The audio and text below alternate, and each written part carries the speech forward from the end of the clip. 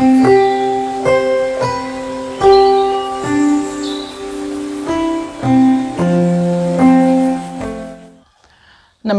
मैं डॉक्टर ऋचा गुप्ता, स्त्री रोग विशेषज्ञ और इनफर्टिलिटी स्पेशलिस्ट।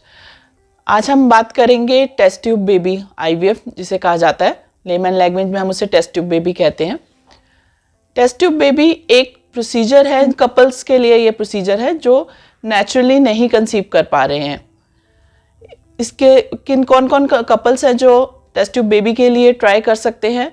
जैसे कुछ पेशेंट्स जो होते हैं IUI करवा चुके हैं, सब कुछ ठीक है, IUI करवा चुके हैं 2-3 बार, पर वो सक्सेसफुल नहीं हो पा रहा है, तो हम टेस्ट ट्यूब बेबी करवा सकते हैं। या फिर नले ब्लॉक हैं, अंडे बनने की क्षमता कम हो रही है, उम्र ज़्यादा है, पति के शिशाणु बहुत कम है या फिर नील है।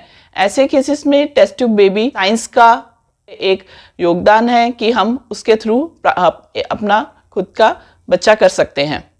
टेस्ट ट्यूब बेबी होता क्या है, इसमें नॉर्मली पहले आप नॉर्मल चीज़ को हम समझते हैं कि नॉर्मली हर महीने औरत एक अंडा बनाती है। उस अंडे वो अंडा 14 दिन में मैच्योर होता है। उस समय जब पति पत्नी का मेल होता है तो अंडा शिशाणु से मिलता है और बच्चा ठहरता है। टेस्ट ट्यूब बेबी में, जिसे हम IVF कहते हैं, इसमें हम औरत को अंडे बनने के इंजेक्शन देते हैं। कुछ हार्मोनल इंजेक्शंस और दवाइयाँ रहती हैं और लगभग 10-12 दिन वो इंजेक्शन दवाइयाँ दी जाती है। औरत के अंडे बनते हैं, साथ साथ में फॉलिकल मॉनिटरिंग होकर हम उससे देखते हैं। और जिस दिन अंडे मैच्योर हो जाते हैं उस दिन हम उनको बाहर निकाल लिए जाते हैं। एक लैब में आजकल नई नई टेक्निक द्वारा वो सब ले लिए जाते हैं और पति के सीमन शिशाणुओं के साथ अंडों को फर्टिलाइज किया जाता है।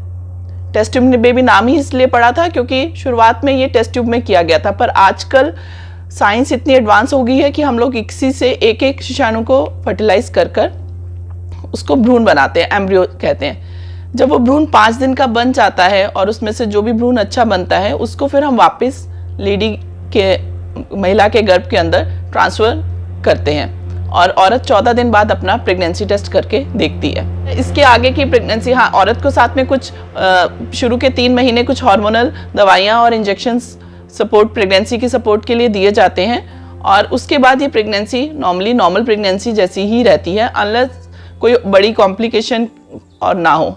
जैसे कि धारणा है कि टेस्ट ट्यूब बेबी करवा लिया तो अब हमें सिर्फ बेड रेस्ट पे ही रहना है, वो धारणा भी गलत है। औरत अपना नॉर्मल काम कर सकती है।